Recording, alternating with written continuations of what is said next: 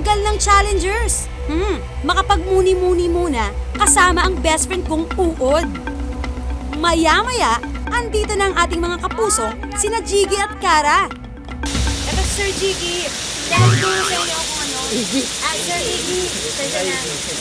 Masyal ako eh.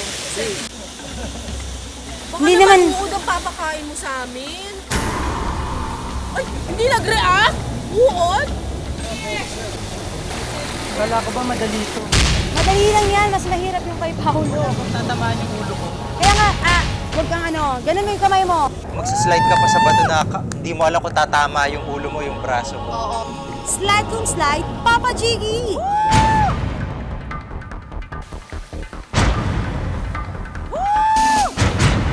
Go, Kara, go! Keep working.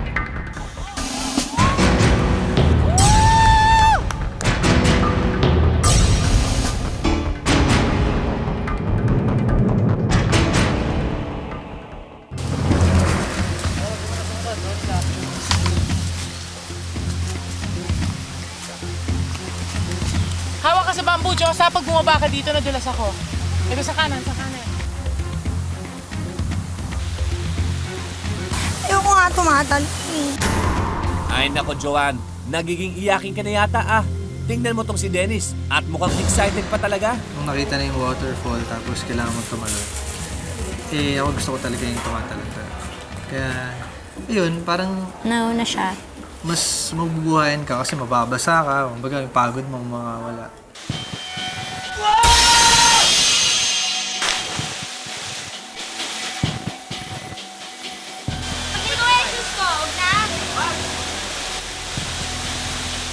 Ako na lang!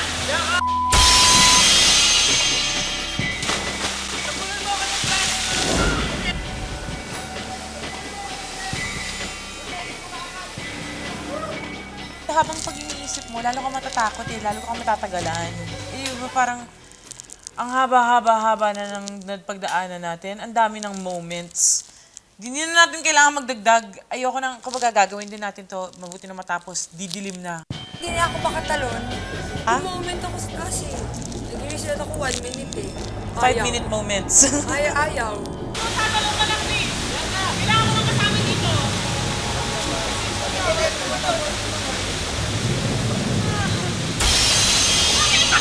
Takot din naman ako eh! Takot pa ako sa tubig! Kaya bumaba ka na!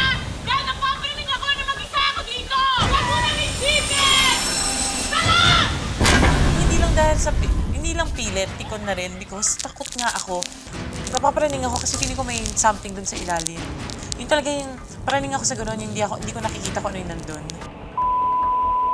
Utang na loob! Tara! Diyos, wala ka muna kaming gana eh! Tara! Diyos, wala ka muna kaming gana eh! Matalon naman ako eh, 1 minute. Nag-1 minute ka pa! Kasi sabi gusto ko mag-reason out na activity lang naman to. Pwede sandali. Pwede ba ako mag-rason eh?